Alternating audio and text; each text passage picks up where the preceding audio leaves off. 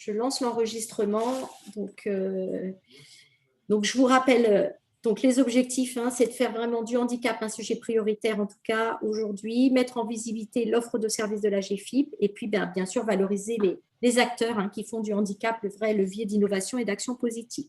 Donc, on va avoir un petit temps d'inclusion pour vous mettre dans le bain après votre déjeuner. Du coup, nous, c'est notre matinée, mais pour vous, c'est après le déjeuner.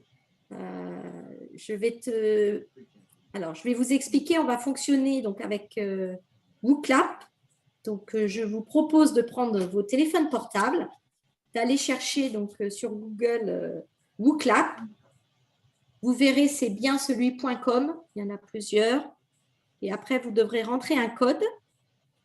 Et le code est URRHA. Comme vous le voyez sur votre écran. Donc, par contre, peut-être dans les réactions, si vous souhaitez, si vous avez tout bien compris, si vous êtes connecté, vous pouvez nous envoyer un petit pouce levé si vous le souhaitez.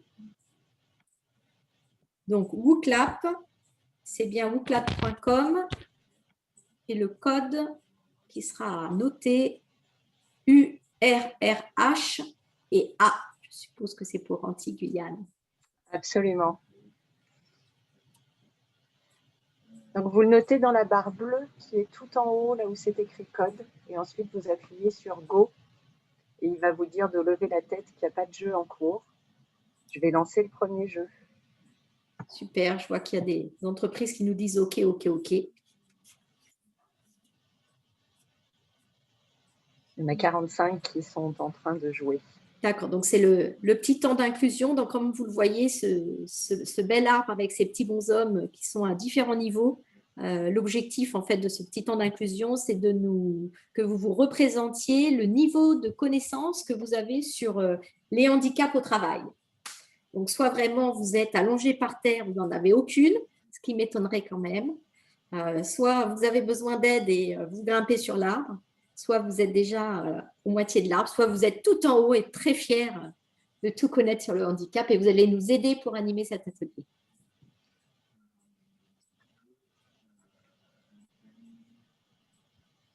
Donc, il vous suffit de cliquer sur le petit personnage que vous choisissez. Il faut qu'on soit sur le personnage. Il faut qu'on soit sur WooClap. Oui, mais alors moi, je ne vois pas Nathalie, l'application. Ouais.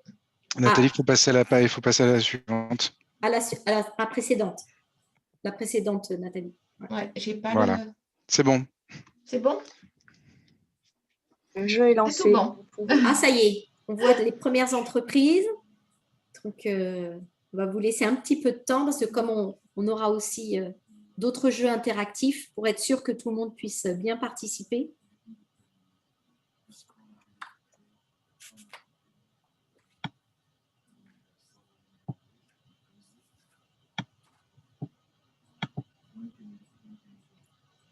Tu as à peu près un nombre de participants, Nathalie?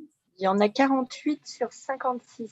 Donc, il n'y en a que 56 qui jouent sur WooClap. D'accord. Et ils ont bientôt tous joué, presque tous. D'accord, super. Une personne demande le téléchargement de l'application sur Google Play. En fait, il ne faut pas télécharger, il faut les faire taper sur un moteur de recherche WooClap, vous tapez sur Google ou autre, mais un moteur de recherche, vous tapez wooclap.com et vous tapez URRHA. Pas besoin de télécharger une appli. Non. Ah, je vois que ça y est, les personnes en plus. Ça en a rassuré. D'accord. Donc, et le code, donc c'est bien URRHA.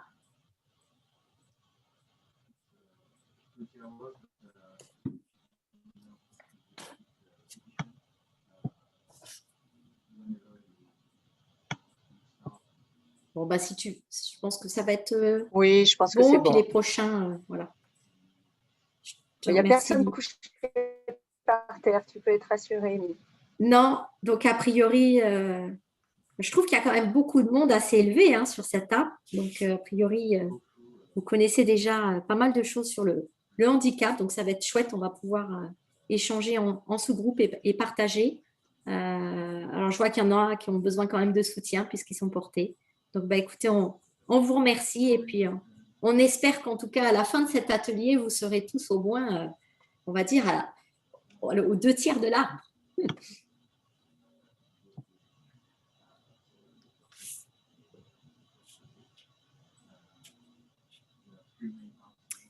Très bien.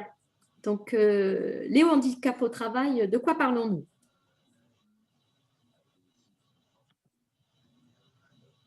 Donc, ce qu'on vous propose, si vous êtes toujours donc connecté avec vos téléphones, on va vous laisser jouer pour répondre donc à un premier quiz.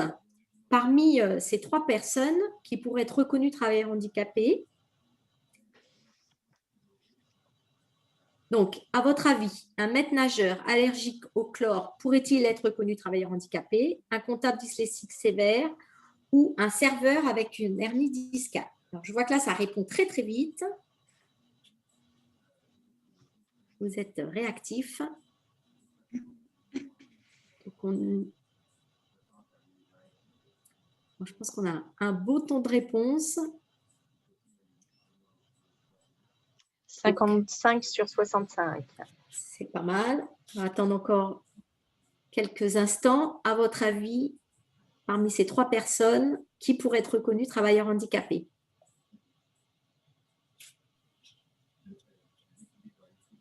Ça ne monte plus. Ça ne monte plus. Bien, bon, Ah. Eh bien, écoutez, vous avez tous raison. En effet, dans ces 3 situations, les personnes pourraient faire une demande de reconnaissance de travailleurs handicapés. C'est bien la situation de travail qui engendre des difficultés pour réaliser leur métier. Par contre, on pourrait dire que le maître nageur allergique au chlore n'aurait aucun handicap s'il était conducteur routier. Donc, c'est bien lié à la situation de travail qu'on peut faire une demande donc, de reconnaissance. Et en effet, pour ces 3 personnes-là, la demande est possible. Et donc, ce n'est pas lié vraiment à la pathologie. Pardon, Nathalie, je vais juste finir sur l'ancienne slide. C'est vraiment pas lié à la gravité, on va dire, de la pathologie, mais bien à la situation handicapante au travail, qui peut nécessiter d'ailleurs des aménagements, qu'ils soient matériels, organisationnels. Et dans ce cas-là, le handicap est fondu. Merci. Donc, juste, on souhaitait un petit peu balayer, bien sûr, toutes les idées reçues par rapport au handicap. Donc, on s'est intéressé un petit peu à la représentation que nous avions tous et au niveau de la société des termes handicap. Donc, en effet, la première chose que l'on fait de manière un peu inconsciente, lorsqu'on voit une personne ou un objet, on catégorise. Donc ça, c'est notre fonctionnement. Par exemple, les personnes handicapées, ce sont les personnes en fauteuil roulant. Alors, la deuxième chose qu'on fait, de manière toujours inconsciente, lorsqu'on voit une personne ou un objet, on attribue un stéréotype. Donc, c'est une croyance que nous avons. Donc, par exemple, on pourrait dire que les personnes handicapées sont souvent des personnes courageuses, motivées, sympathiques. Mais alors, par contre, elles sont souvent absentes, elles ont besoin d'accompagnement, c'est lourd à gérer, etc. Donc, tous ces stéréotypes qui sont construits. Et ces stéréotypes, du coup, induisent des préjugés. Donc, le préjugé qui découle de ce stéréotype. Donc, c'est souvent le préjugé, c'est qu'on, d'avant, si vous voulez, on juge par rapport à des critères personnels une personne. Donc, par exemple, on pourrait dire que les personnes en situation de handicap qui seraient donc amputées d'un bras ne pourraient pas conduire des camions. Voilà, donc ça, c'est un préjugé que nous pourrions avoir. Et puis, vient la discrimination, qui est le passage, on va dire, à l'acte d'un biais perceptif du stéréotype et suivi donc du biais du préjugé. Donc, autrement dit, on pourrait dire que le mécanisme que nous avons tous, nous catégorisons, nous attribuons un stéréotype qui induise des préjugés et qui engendre des différences et donc des discriminations. Alors que dans la réalité, les handicaps, ils peuvent être multiples. Et c'est pour ça qu'on parle plutôt même de handicap au pluriel plutôt qu'un handicap. Ils peuvent être visibles, invisibles. Ils peuvent être de naissance, accidentels ou liés à une maladie. Ils peuvent être reconnus ou non reconnus. Et ils peuvent être temporaires, momentanés ou définitifs. Donc, on vous a mis quelques chiffres que vous avez peut-être déjà entendus. Sachez qu'en plus, que si vous allez sur notre cher ami Google, vous pourrez avoir des sources différentes avec des pourcentages différents. Ce qui compte en tout cas, quelles que soient les sources, c'est qu'on ait l'ordre de grandeur, puisque c'est vrai qu'il est difficile d'avoir des chiffres très précis sur les personnes déjà qui ne se font pas reconnaître par rapport à leur handicap, sur qu'est-ce qu'on prend au niveau du handicap, le degré d'une déficience, par exemple, visuelle ou auditive. Donc, c'est vrai que les chiffres peuvent être assez différents selon les sources. Mais en règle générale, on est tous d'accord pour dire que dans 80% des cas, les handicaps ne se voient pas. Ils sont invisibles. Une personne sur deux dans la vie active rencontrera une situation de handicap. À peu près plus d'1 million de personnes handicapées sont en emploi. En tout cas, ça, c'est des chiffres au niveau de la GFIP. Ça représente donc un taux d'environ 35%. Donc, ça fait que ce n'est pas la représentation que nous en avons. 85% des personnes handicapées acquièrent leur handicap durant leur vie active. Et enfin, 2,7 millions de personnes ont une reconnaissance administrative du handicap. Alors, bien sûr, ce n'est pas exclusivement les reconnaissances en qualité de travailleur handicapé qui sont données via les commissions des maisons départementales des personnes handicapées, mais c'est aussi tout ce qui est taux d'IPP de la sécurité sociale, les pensions d'invalidité suite aux accidents du travail ou maladies professionnelles, et ça peut être d'autres types un peu plus rares qui peuvent être transmis également. Je remercie. Je ne sais pas s'il y a des questions pour l'instant. C'est vrai qu'on n'a pas trop fait de pause, mais… Il n'y en a pas dans le chat, en tout cas. Super. Merci. Donc, concernant les familles de handicap, alors là aussi, il y a plusieurs sources. En tout cas, l'OMS, l'Organisme mondial de la santé, a catégorisé les handicaps dans 5 familles, donc moteur, sensoriel, psychique, mental et maladies invalidantes. Alors nous, c'est vrai qu'au niveau de la GFIP, on en distingue 7. Donc, on rajoute bien sûr le handicap cognitif et le handicap, par rapport à 7, je ne vois plus lequel c'est, sensoriel, voilà, on sépare voilà, le handicap visuel du handicap auditif. Et donc, on vous a mis quelques chiffres sur la représentativité des handicaps sur l'ensemble des handicaps. Donc, comme vous voyez, donc 5% en moyenne sur le handicap visuel, 7% sur le handicap mental, 8% sur l'auditif, 13% sur le handicap psychique, 20% sur les maladies invalidantes et puis, bien sûr, le plus important, 40% pour le handicap moteur.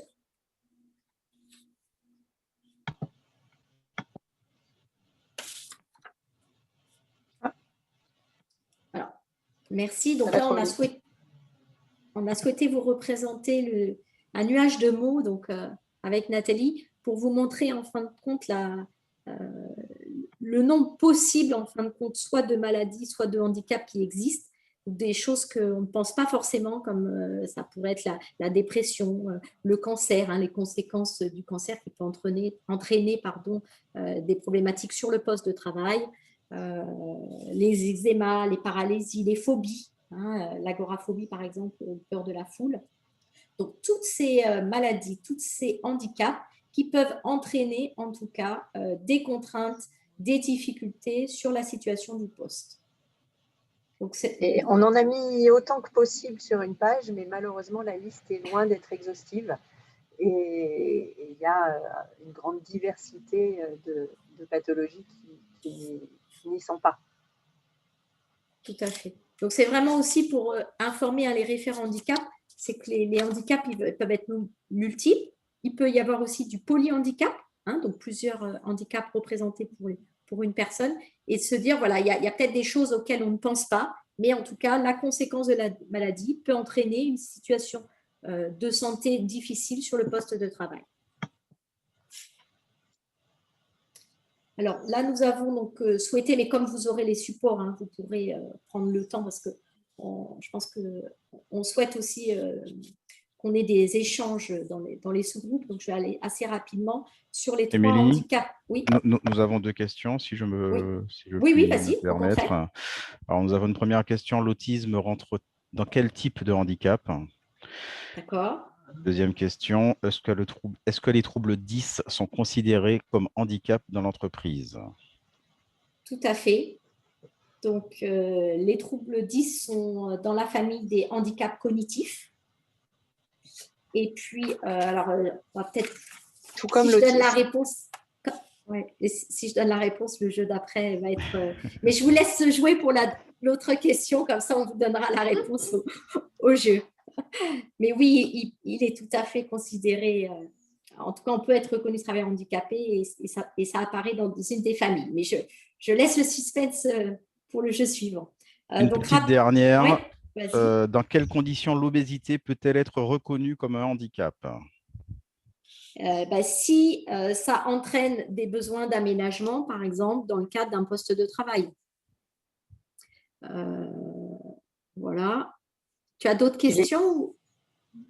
Il peut y avoir également les conséquences ou les causes de l'obésité qui peuvent, je pense à l'hypertension Ou le diabète, par exemple. Le diabète peuvent être liés effectivement à l'obésité. Tout à fait. Merci. Pas d'autres Nathalie. questions pour le moment. Ok.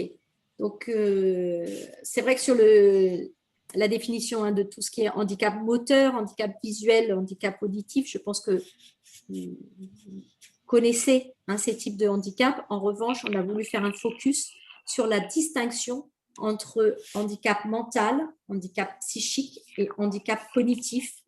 Donc, comme vous pouvez le voir, le handicap mental, il est le plus souvent même de naissance, ou ça peut être la conséquence d'un AVC ou d'un traumatisme crânien. Donc, le handicap mental se traduit par des difficultés de réflexion, de conceptualisation, de communication et de décision. On peut parler aussi de déficience intellectuelle. C'est comme ça aussi qu'on peut l'appeler. Et au niveau de la présentation relationnelle, on va dire, souvent, il y a un comportement enfantin. Et donc, des difficultés de maîtrise des fondamentaux, la lecture, l'écriture et la compréhension. Sur le handicap psychique, en revanche, donc on est plutôt sur des types de névroses, des troubles obsessionnels compulsifs, les phobies, les addictions, la dépression. Et eux se caractérisent par des efforts permanents pour s'adapter et entrer en relation avec les autres ou des difficultés de concentration. Et là, par rapport au handicap psychique, le contexte d'apparition du handicap, c'est suite c'est plutôt tardif, on va dire, entre 16 et 30 ans. En règle générale, ça apparaît. Et puis, il y a au niveau de la sensorialité, un parasitage sensoriel qui existe. Et puis, au niveau relationnel, c'est souvent une discordance émotionnelle. Et là, donc, on peut aussi avoir des difficultés de l'attention, de l'exécution, etc. Et puis, sur le handicap cognitif, donc là, on est bien sur des troubles de déficit de l'attention, l'hyperactivité, par exemple, les troubles 10 que vous retrouvez là, donc dyslexie, dyspraxie, dyscalculie, etc. Dysorthographie également. Et les troubles du spectre autistique, bon, du coup, on a donné la réponse. Donc, et le handicap se caractérise par l'altération des processus cérébraux permettant d'acquérir et de traiter des informations. Donc, dans le trouble cognitif, c'est souvent suite à un traumatisme crânien ou un accident, par exemple, vasculaire, cérébral. Souvent, il y a une perte d'essence. Au niveau de la présentation relationnelle, on est plutôt dans la désinhibition. Et puis, tout ce qui est côté donc, cognitif, difficulté, donc pareil, attentionnel, amnésique et d'exécution. Et pour les troubles 10 comme pour les troubles autistiques, on est sur des troubles de naissance et qui ne guériront pas au cours de la vie, mais avec qui on peut apprendre à mieux vivre et notamment à mieux travailler. Tout à fait. Puis après, ça dépend aussi des degrés, puisque voilà, chaque personne est différente et les degrés d'évolution sont différents pour chaque personne. Alors, donc là, on a souhaité, donc, c'est pas déjà le jeu, hein, on est encore sur Non. nos… D'accord. Ça va pour le timing, Nathalie, tu me… Il ne faut pas traîner. D'accord, D'accord. super. Donc, on va vous présenter donc, les prestations d'appui spécifiques. Hein. C'est une prestation qui est financée par la GFIP, où on a sélectionné donc, on va dire, des prestataires experts sur le handicap qui interviennent donc, en fonction des pathologies des personnes, mais en fonction surtout de leurs contraintes hein, qu'elles rencontrent dans l'emploi. Donc, par exemple, le passe moteur intervient pour des difficultés, par exemple, de port de charge, de déplacement, de manipulation d'objets, quelle que soit l'origine des difficultés. Le passe auditif cognitif intervient par contre pour accompagner donc, des situations par rapport à la définition qu'on disait tout à l'heure, liées aux des difficultés d'apprentissage, d'expression, de mémorisation, et donc de naissance ou aussi suite à une maladie ou un accident, comme tu le précisais. Donc, par exemple, dans les maladies invalidantes, parce que vous allez me dire, bah, c'est bizarre, au niveau des passes, vous avez plusieurs passes, mais vous n'avez pas la passe maladie invalidante. Quelque part, on sollicitera la passe en fonction des difficultés rencontrées pour des maladies invalidantes. Par exemple, suite à un cancer, si la personne éprouve une difficulté, par exemple, pour lever le bras, et bien dans ce cas-là, on sollicitera la passe motrice. En revanche, si dans le cadre d'un diabète, il y a une perte de la vue, on pourra solliciter la passe visuelle. Donc, c'est pour ça qu'il n'existe pas une passe maladie invalidante. C'est bien les conséquences de cette maladie sur les différents sens des personnes qui seront à prendre en compte. Nous avons une Allez. question. Oui. Peut-on en bénéficier même si on est soumis à l'OETH, secteur médico-social? Alors, si vous êtes soumis à l'OETH, vous contribuez à un fonds auprès de l'OETH et dans ce cas-là, il faut solliciter l'OETH. Les personnes qui peuvent bénéficier, en tout cas, les personnes salariées des entreprises du secteur privé qui contribuent à la GFIP peuvent bénéficier des prestations PASS. Alors, on lance de nouveau un petit jeu. Oui, Donc, je te laisse si tu veux. Ouais. Toujours sur WooClap, donc sur votre page internet wooclap.com. Le code n'a pas changé, URRHA, et vous appuyez sur Go. Donc, l'idée, c'est de mieux comprendre quelle pathologie pour quelle passe, quel prestataire d'appui spécifique solliciter en fonction des difficultés.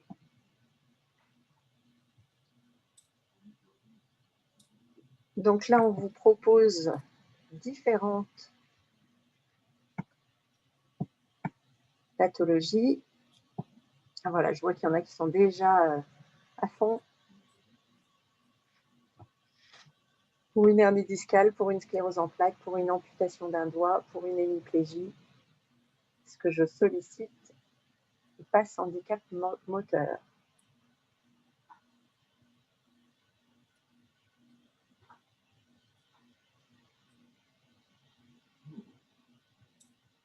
Est-ce que ça bouge encore un peu? Un petit peu. Encore un peu. Allez, je pense que tu peux. Ouais. Eh bien, écoutez, vous avez tous raison. Il n'y avait pas de piège dans cette question, en tout cas. Vous pouvez mobiliser la passe handicap moteur dans ces 4 situations. Bien sûr, si ça engendre dans le cadre du travail des besoins d'identifier des moyens de compensation, de faire des évaluations ou des aménagements après sur le poste. Allez, jeu suivant. Est-ce que je sollicite le pass handicap psychique pour ces différentes situations?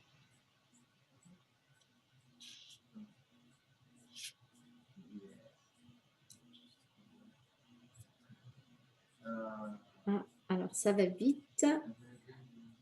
Il y a une petite hésitation sur la première réponse, a priori.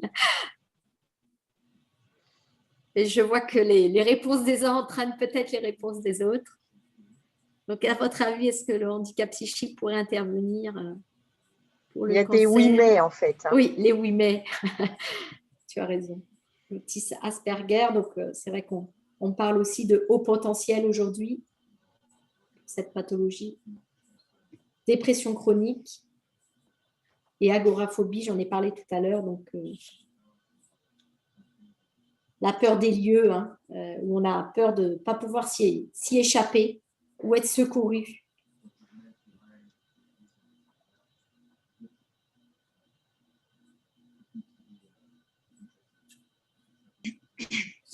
Allez, je pense que c'est bon, Émilie. Très bien. Eh bien, écoutez, les réponses concernant donc la passe psychique, ça pourrait être bien sûr l'agoraphobie, ça peut être la dépression chronique, ça peut être le cancer si les conséquences de la maladie entraînent des problèmes psychiques de la personne. En revanche, donc l'autisme d'Asperger, qui est considéré plutôt comme donc un handicap cognitif, et dans ce cas-là, serait traité via une passe cognitive. Et donc, le syndrome d'Asperger, vous en avez déjà entendu parler, puis il y a eu pas mal de films également. C'est donc une forme de l'autisme et qu'on appelle aujourd'hui haut potentiel intellectuel. Je te laisse poursuivre la question suivante. Pour quelle pathologie le pass handicap mental peut-il intervenir? Alors, vous l'avez sur vos écrans de téléphone.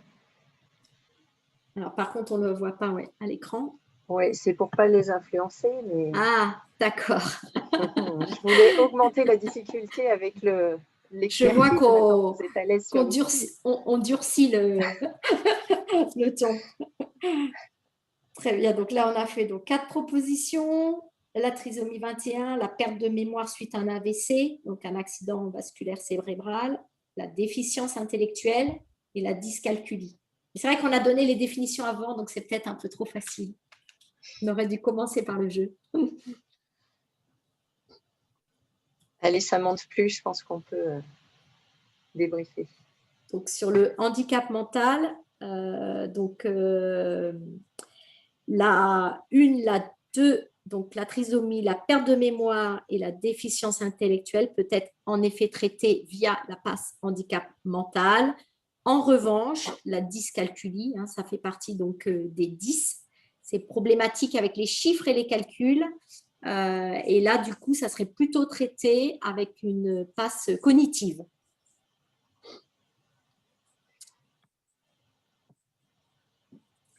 Et puis, donc, on vous propose... pathologie le passe handicap visuel, pour finir?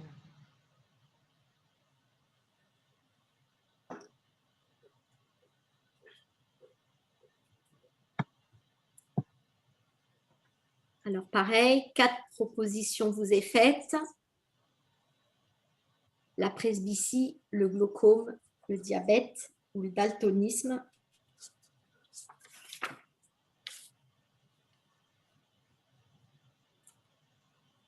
Donc, le glaucome, c'est une maladie de l'œil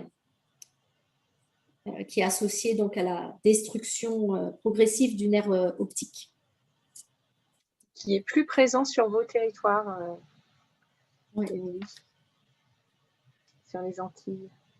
Il y a plus de cas qu'en métropole. Donc, on voit que c'est celui qui a le meilleur taux. Le meilleur taux. Sur les autres, il y a des doutes. Il y a des oui mais en fait sur la presbytie et le diabète.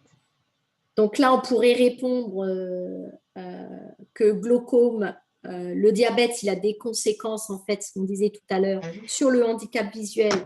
On pourrait bien sûr mobiliser une passe visuelle, le daltonisme également. Alors, c'est vrai que la presbytie, ça, on va dire, en règle générale, ça peut être compensé via la perte, on y arrivera, le fait de porter ou le port de lunettes. Et donc, il n'y aura pas forcément nécessité de mobiliser l'handicap visuel et notamment la presbytie vient en règle générale dans le cas du vieillissement de la personne. Allez, un petit dernier pour finir. Non, il en reste encore un. Oui, le handicap auditif. Donc, si vous voyez à nouveau 4 possibilités,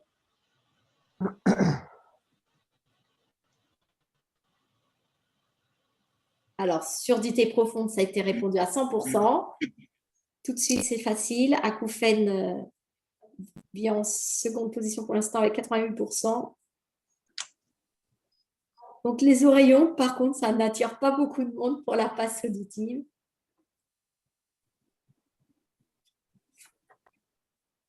Donc, vous savez, les oreillons, c'était une maladie infectieuse, contagieuse, qui est caractérisée souvent par une inflammation et des douleurs au niveau des oreilles. Allez, ça monte plus. Ça monte plus. Donc, écoutez, là également, la passe auditive pourrait intervenir dans ces 4 situations. Et bien sûr, si les conséquences donc, de ces pathologies entraînent des difficultés, pareil, toujours dans l'environnement professionnel. Mais dans ces 4 situations, on pourrait également mobiliser une passe auditive. Alors pour les oreillons, c'est effectivement rare qu'il y ait des séquelles de perte d'audition, mais ça existe. Et Ça peut arriver. C'est uniquement quand il y a des séquelles. D'accord.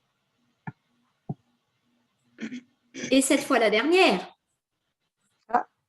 de nos vrai. passes. Là, ça devrait être simple, parce qu'on vous a bien guidé depuis le début. Donc, concernant la dernière passe de la GFIP, donc la passe handicap cognitive, donc vous avez les 4 choix: séquelles de l'accident vasculo-cérébral, la dyspraxie, la dyslexie ou les troubles du spectre autistique.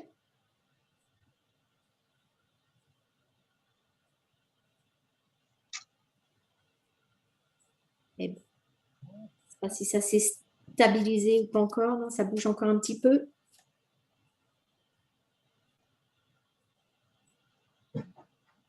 C'est bon, à toi de jouer. Merci. Écoutez, là également, donc, vous avez parfaitement bien répondu. Donc, la 1, la 2 et la 3, en effet, on peut tout à fait mobiliser la passe handicap cognitive. Et concernant donc, les séquelles de l'AVC, oui, aussi, s'il y a des séquelles liées à des séquelles cognitives. Voilà. S'il n'y a aucune séquelle cognitive, on ne pourrait pas la mobiliser. Parfait. Écoutez, un grand merci. Je pense que vous avez été nombreux à répondre à ce quiz. Et puis, écoutez, je vous propose donc de passer sur notre deuxième partie d'atelier, la rencontre avec les prestataires d'appui spécifique. Est-ce qu'il y a eu des questions dans le chat, Henri ou Émeric ?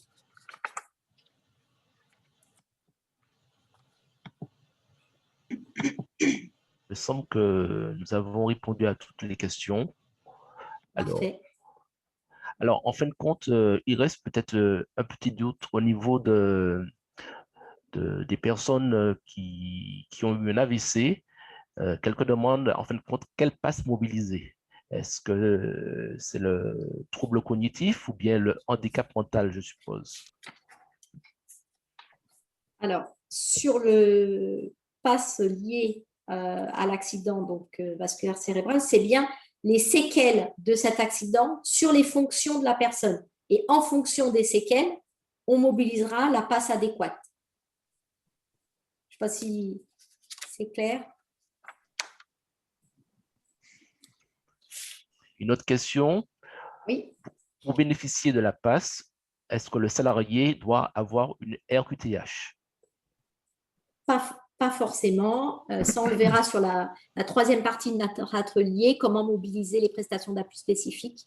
Donc, ça peut être une personne qui est en voie de reconnaissance ou ça peut être aussi d'autres titres que la reconnaissance en qualité de travailleur handicapé. On va peut-être poursuivre. Oui. On finira les questions à la fin s'il y en a d'autres. Parfait. Les sous-groupes sont prêts. Donc super.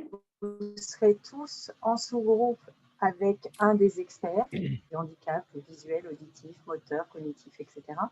Vous allez travailler ensemble sur une étude de cas et vous allez devoir en sous-groupe définir les bonnes ou mauvaises pratiques qui ont été mises en place dans cette étude de cas. Et puis ensuite, l'expert partagera vos travaux de retour en plénière. On est en sous-groupe pendant 30 minutes. Donc, il y a 9 personnes qui vont rester avec moi et avec Isabelle en plénière. Et tous les autres sont dans 7 sous-groupes avec à chaque fois un expert. Donc, vous n'avez rien à faire. Simplement, quand je vais appuyer sur le bouton pour lancer les sous-groupes, on vous demandera de rejoindre votre sous-groupe. Vous cliquez dessus et vous y allez automatiquement. Et pareil, dans 30 minutes, moi, je vous ferai revenir et puis je vous mettrai un petit message 5 minutes avant pour vous prévenir et pas trop vous frustrer dans la fin de vos échanges. Tout le monde est prêt? Eh bien, c'est parti. Merci. On se retrouve à 15h10 et donc 9h10 pour les Antillais.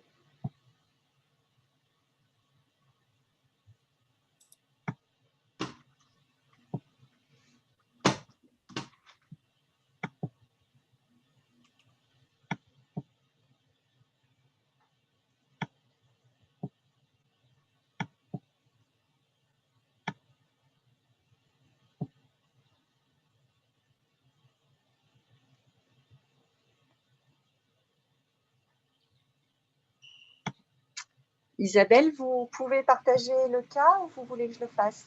Vous pouvez vous le faire parce que, comme je vous disais, avec le Mac, je me rappelle effectivement. Ça me bug toute la participation. Est-ce que vous le voyez bien? Très bien pour moi. Bon, alors on va commencer. Je me présente rapidement. Donc Isabelle Casse-Gimiz du cabinet ACOA sur la Guadeloupe. Et donc, on intervient effectivement dans les PASS, handicap psychique, mental et cognitif. Voilà. On n'a que 30 minutes, donc on va essayer de ne pas perdre de temps. Je vous, comme est proposé, comme l'a dit pas Nathalie, mais Madame Bouvny, on va réfléchir ensemble sur les bonnes pratiques ou pas, enfin voilà, qu'il y a eu dans cette entreprise à la suite donc d'une intégration d'une personne en situation de handicap, dans ce centre de formation du moins. Alors je vous propose de lire peut-être l'étude de cas et je vous laisserai quelques minutes pour pouvoir me trouver les passages où vous estimez qu'il y a eu des bonnes adaptations par rapport à cette personne en situation de handicap. Donc, vous êtes dans la peau d'un responsable ressources humaines dans une filiale pépinière magasin de jardinerie animalerie. Et puis, la direction des ressources humaines vient de recruter en août, à la suite d'un job dating, M. André, qui sort des actes après un an de mise à disposition dans un hôtel où il travaillait en autonomie. Alors, M. André, il entre en formation CAP jardinier paysagiste en septembre au CFA et démarre son contrat d'apprentissage donc au sein de la pépinière même. Donc, c'est une forme d'alternance, formation donc en CAP, puis en même temps une alternance dans ce magasin de jardinerie animalerie. Aucun autre travailleur en situation de handicap n'y est répertorié avant lui. Donc, vous en déduisez que le handicap, ils ne connaissent pas. Dans sa prise de poste, vous préparez son poste en allant sur site à la rencontre de son futur collectif de travail. Vous identifiez un tuteur d'apprentissage sur la base du volontariat, en précisant que chacun des 10 collaborateurs doit lui accorder un temps d'apprentissage pour qu'il puisse comparer toutes les façons de faire dans son secteur là, de jardinerie.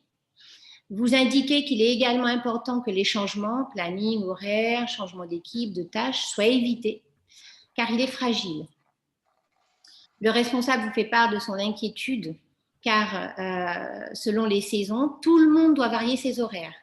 Et pour lui, ça ne sera pas possible, ce qui va entraîner des efforts sur les contraintes horaires majorées pour le reste de l'équipe.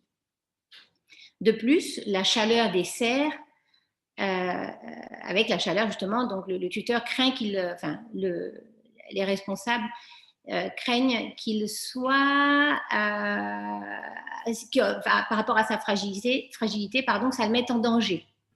Donc l'équipe précise qu'il y a des outils dangereux et demande si c'est compatible avec son handicap. Identifiant des mécanismes de résistance au changement de l'équipe, voire une forme de rejet face au handicap, vous répondez que non, pas de danger, pour les rassurer, mais vous pensez qu'il faudrait organiser au plus vite la visite avec le médecin du travail. Le rendez-vous ne sera possible qu'en décembre. Vous hésitez à mobiliser la PAS handicap psychique, car il a été mentionné au recrutement qu'il avait un problème à la tête, un retard mental. Mais la maladie mentale peut faire peur aux équipes, aussi vous vous abstenez, donc vous ne mobilisez pas forcément la PAS. L'équipe baisse les yeux, vous vous dites qu'elle comprend que vous êtes intransigeante face à la politique RH en faveur des personnes handicapées et vous êtes convaincu qu'une fois expérimenté, tout ira mieux. L'équipe découvrira tout ce que la neurodiversité peut leur apporter. Vous veillez à ce qu'une présentation du personnel et des fonctions support soit exceptionnellement réalisée et validée, que ce soit fait autour d'un petit déjeuner dans la salle de réunion, sur la base d'un tour de table où chacun se présentera 2 minutes. Ainsi, la nouvelle recrue repérera qui fait quoi et où en un minimum de temps. Vous contactez le CFA pour voir si des aménagements sont à prévoir, si des aménagements sont à prévoir. Le CFA vous dit qu'il s'occupe de tout. Il fera la demande de tiers-temps supplémentaires pour les examens de la 3e année. Il a l'habitude des apprentis travailleurs handicapés. Vous évaluez que c'est vrai, car il a mentionné spontanément qu'un niveau 5 pouvait se faire sur 3 années pour les apprentis RQTH au lieu de 2. Donc, vous informez le tuteur que le CFA passera à rencontrer donc M. André sur site et qu'il renseignera le livret de formation. Vous prévoyez de revoir le tuteur après la visite du médecin en décembre et après à la demande du tuteur ou de l'apprenti. Voilà pour l'étude de cas. Je vous laisse réfléchir, revoir. C'est vrai que c'est un peu long, mais revoir ce qui relève des bonnes pratiques ou des mauvaises pratiques. Puis on va les pointer au fur et à mesure et les commenter. Vous pouvez réactiver votre micro en sous-groupe pour participer et voir mettre votre caméra si vous avez une bonne borne passante. Oui, c'est vrai qu'on peut faire, du coup, on peut faire le débriefing de manière très spontanée. Là, voilà, peut-être prendre 2-3 minutes, mais de manière spontanée, ce qui vous interpelle, les zones d'ombre ou là où vous sentez qu'il n'y a peut-être pas une bonne adaptation, vous n'hésitez pas à intervenir et du coup, on pourra en débattre tous ensemble. Alors, on ne sait pas exactement quelles sont les contraintes particulières qui sont nécessaires de prendre en compte pour cette personne-là, dans la mesure où il n'a pas vu la médecine du travail. Il devrait normalement voir avant sa prise de poste. Par exemple, pour les horaires, on n'est pas sûr en fait que cette personne ne puisse pas s'adapter à des horaires qui varient dans la mesure où on le prévient suffisamment à l'avance. Enfin, j'ai l'impression que ça n'a pas été vraiment préparé avec l'équipe. Il n'y a pas eu une mise en parallèle des besoins du service dans le cadre du recrutement et du recrutement de cette personne. Ah, effectivement, il est bien dit au début. C'est vrai que c'était une première pour l'entreprise.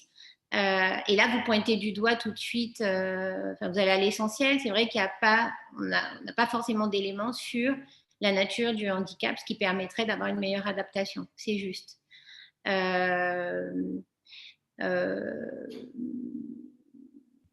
Après, on peut partir, oui, ça c'est à noter. Et donc, vous voyez, là, tout de suite, on va déjà un peu à la fin de l'étude de cas, la nécessité peut-être effectivement de mobiliser les PAS, ce qui permettrait de repérer les potentialités, enfin les difficultés, mais aussi les potentialités de la personne et de pouvoir adapter au mieux son accompagnement. Mais si on part un peu… Oui. Et peut-être de ne pas imaginer que certaines choses vont poser problème avant d'avoir fait le point avec une personne qui l'accompagne ou avec le médecin du travail. Parce que je ne sais pas, on parle de l'achat à l'heure des serres et peut-être que ça ne lui pose pas de… Tout à fait. Peut-être pas de problème. Tout à fait, tout à fait. Dès le premier paragraphe, si on va là au début de l'étude de cas, vous voyez, il est dit, voilà, aucun autre travailleur en situation de handicap n'est répertorié avant lui. vous en déduisez, alors que le handicap, ils ne le connaissent pas. Je fais un tout petit lien par rapport à ce que vous venez de dire, mais effectivement, vous, cette synthèse là, qui est faite par le RRH, qu'est-ce que vous pouvez dire là elle déduit, vous déduisez, enfin, en tant que RRH, que le handicap, voilà, ils ne connaissent pas par rapport au fait qu'il n'y ait jamais eu de personnes officiellement déclarées en situation de handicap dans l'entreprise. C'est pas une obligation. Il y a peut-être des gens qui sont confrontés aussi dans leur vie privée, même s'il n'y a pas eu de personnes déclarées sur site. Il y a peut-être des gens qui ont un handicap et qui n'ont pas fait de déclaration et pour lesquels les postes ont été adaptés. Enfin, on n'en sait rien. Tout à fait, c'est juste.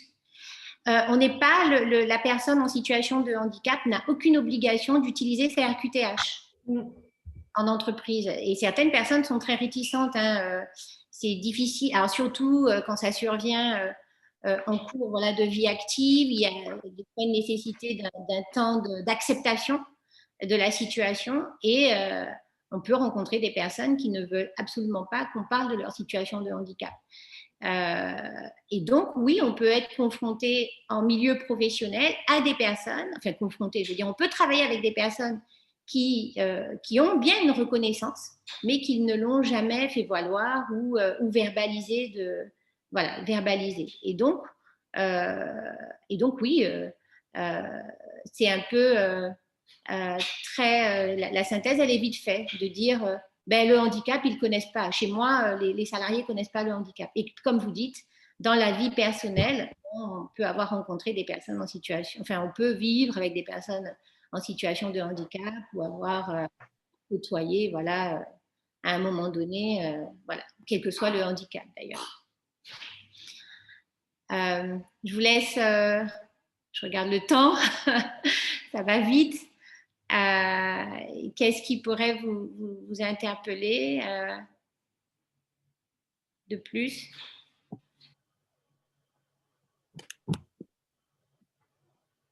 Comme bonne pratique, avez-vous identifié l'accompagnateur le tuteur est désigné sur le volontariat, ce qui est plutôt une bonne chose. Oui. C'est quelqu'un qui n'aurait pas envie ou qui ne se sentirait pas en capacité de le faire. Il n'a pas vraiment été, je pense, accompagné pour le faire, mais c'est plutôt bien que ce soit sur le volontariat.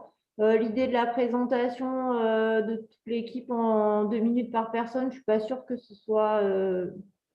Dans l'idée, présenter l'équipe, c'est une bonne chose, et faire une visite de site, etc., c'est bien pour d'abord. Tour de table, c'est un peu compliqué pour intégrer qui fait quoi et se souvenir de quoi que ce soit. Non. Alors déjà, effectivement, il y a le fait, alors vous soulignez le volontariat du tuteur, mais même avant le volontariat, déjà de pouvoir proposer une personne ressource auprès de cette personne-là, un tuteur. Ce n'est pas systématique, on n'y pose pas forcément d'emblée comme ça, que ce soit en centre de formation ou en entreprise, ce qui permettrait effectivement à la personne de pouvoir être plus sereine, rassurée, de se dire j'ai quelqu'un, il y a une personne sur laquelle je peux parler de difficultés, si je rencontre des difficultés d'apprentissage ou d'intégration. Ça, c'est une bonne chose. Et vous pointez justement le fait que, alors même si on n'a pas des éléments sur les difficultés que rencontre cette personne, le fait de devoir avoir une présentation des 10 collaborateurs, on est sur un handicap mental, tout de suite, effectivement, on peut se dire que là, avec des difficultés de mémorisation que rencontrent généralement les personnes en situation de handicap mental, de concentration, que ça fait peut-être un peu trop tout de suite d'avoir une présentation des 10 collaborateurs. Et si en plus il faut retenir qui fait quoi, comment il le fait, etc. Enfin, comment, peut-être pas dans la présentation, mais c'est vrai que ça peut engendrer après des difficultés relationnelles, même avec certains membres de l'équipe. par exemple, oui, mais je t'ai dit que moi, je m'occupe essentiellement de ça, ou tu n'as pas entendu la dernière fois en réunion, ou voilà, on a fait un tour de table et je me suis présentée. Voilà, ça peut engendrer des difficultés relationnelles et du coup compromettre toute la suite de cette alternance dans cette entreprise-là. Il nous reste un peu plus de 10 minutes. Alors, je crois que c'est toujours la même personne qui fait les interventions. J'aimerais bien entendre les autres également. Bonjour. Oui. Oui, je ne sais pas, vous m'entendez? Oui, je vous entends. Oui. On a un peu le sentiment d'être partagé entre des bonnes pratiques et un peu de méconnaissance. On part d'un postulat où, a priori, dans l'entreprise, on ne connaît pas le handicap, on fait des efforts de présentation. On sait que la personne, elle sort des actes et qu'elle a déjà travaillé précédemment en autonomie. Il aurait peut-être fallu envisager de faire intervenir justement la GFIP pour présenter, déjà étudier le poste que la personne allait prendre, présenter le handicap aux futurs collègues salariés, enfin voilà, mettre des choses qui auraient permis d'avoir ce petit préambule du RH. Je n'arrive pas à bouger pour relire exactement, mais voilà, de dire qui est tuteur volontaire, on va se présenter, faire un tour de table. Ça aurait permis de pouvoir justement aménager par rapport à la situation de handicap, vraiment le bon procédé adapté au handicap de la personne. On aurait pu pallier à tout ça. Oui, c'est le grand manquement là dans cette étude. Ouais. Exactement. Potentiellement, la personne, elle peut travailler en autonomie. Oui, mais après, ça veut dire quoi exactement? Voilà, c'est ça. Ça veut dire quoi? Sur quel type de poste? Comment on peut l'aménager? Est-ce qu'un prédiag a été fait sur l'ancien poste en ESAT? Est-ce qu'on a un retour de ça? Comment on peut s'en servir pour justement optimiser, favoriser le collectif sur la prise de poste de cette personne? Oui, c'est-à-dire que effectivement, le fait de ne pas avoir ce genre d'informations peut mettre à mal aussi bien l'intégration de cette personne que le reste de l'équipe, comme vous dites, le collectif. Et donc, on se retrouve tous un peu en souffrance sur comment accompagner au mieux. C'est vrai qu'il manque certains éléments. Vous savez aussi que la difficulté dans ce genre de situation, c'est aussi le secret professionnel. Et c'est pour ça que faire intervenir le médecin du travail ou avec l'accord, là, c'est très important d'avoir l'accord de la personne et lui demander, voilà, s'il serait d'accord, est-ce qu'on communique sur sa situation. Alors peut-être pas je dirais que sur le handicap mental, généralement les personnes sont dans l'acceptation de leur situation. Ils reconnaissent avoir des déficiences intellectuelles, ne pas savoir correctement lire, compter, et donc il n'y a pas trop de freins pour ce type de handicap. On va pas déborder, mais c'est surtout pour les handicaps psychiques où là, on aura beaucoup plus de freins sur le fait de communiquer sur la pathologie. Là, sur le handicap mental, ça se fait de manière assez fluide, généralement. Mais quand bien même, on a besoin de ces éléments pour pouvoir s'intégrer. Je suis déjà un peu, pour pouvoir intégrer la personne au mieux. Je suis déjà un peu sur les mots de la fin, mais c'est indispensable pour pouvoir identifier et mettre en place les meilleurs outils de compensation par rapport aux difficultés que rencontre la personne, favoriser les apprentissages. Voilà, les outils seront en fonction du niveau d'atteinte, je dirais, de la déficience intellectuelle, par exemple, sur la personne. Donc, c'est vrai que je sens bien que vous bloquez un peu là, vous revenez souvent sur ça en disant il n'y en a pas vraiment d'éléments. Donc, c'est très difficile. Il y a un mélange de bonnes pratiques, mauvaises pratiques, et on voit bien que c'est la maladresse de cette entreprise, c'est de ne pas avoir en amont suffisamment préparé. Elle veut bien faire, mais en amont, ne pas suffisamment avoir d'éléments, du moins, pour permettre à cette personne d'être dans une meilleure disposition pour favoriser ses apprentissages. Qu'est-ce que vous conseilleriez, vous, Isabelle, pour que ça se passe mieux depuis le début? Alors, effectivement, dès le début de formation, je voulais préciser quelque chose, on va revenir dessus. Dès le début de la validation de cette entrée en formation de cette personne, ça veut dire qu'elle a les capacités de pouvoir suivre ce niveau CAP, travaux paysagistes. C'est de pouvoir mobiliser tout de suite une passe pour justement permettre les outils de compensation en fonction donc, des difficultés que rencontre la personne. Cette personne peut avoir besoin de plus de support visuel pour favoriser les apprentissages, dans le travaux paysagistes, dans les détails, là on a des éléments, c'est une formation qui nécessite d'apprendre énormément de plantes, en plus sur les noms scientifiques, donc on pourrait avoir les images des fleurs ou des plantes à mémoriser. Voilà, donc vraiment en fonction des difficultés que rencontre la personne, pouvoir adapter au mieux. Et ça, par la passe, ça c'est possible. Une fois que au lieu, ce qui peut arriver parfois, c'est quand les situations, quand il n'y a pas de mobilisation de passe au début, c'est que les situations se dégradent, la personne se retrouve en difficulté en cours de formation. Et là, au secours, il nous faut un accompagnement. Et là, je ne dirais pas que c'est trop tard, mais c'est beaucoup plus difficile de remobiliser. On agit sur la motivation de la personne à rester en formation, sur ses capacités, sur son estime de soi.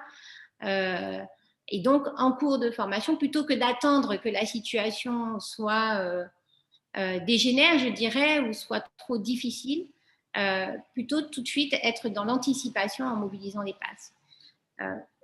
L'autre aspect qui me paraît mais vraiment primordial, effectivement, ça va être l'intégration. Et l'intégration, elle va se faire comment? Elle va se faire d'abord en informant toute l'équipe pédagogique de l'intégration d'une personne en situation de handicap, que ce soit, alors je dis équipe pédagogique, ça c'est pour le centre de formation, mais en entreprise, ça serait des collègues, là on est en situation d'entreprise, effectivement. Donc d'informer les entreprises dès lors que la personne a validé qu'elle souhaite utiliser sa RQTH et qu'on peut verbaliser autour de ses difficultés. Peut-être pas sur la nature même du handicap, mais de ses difficultés. Informer l'équipe de la venue de cette personne. Souvent, il peut y avoir une mauvaise compréhension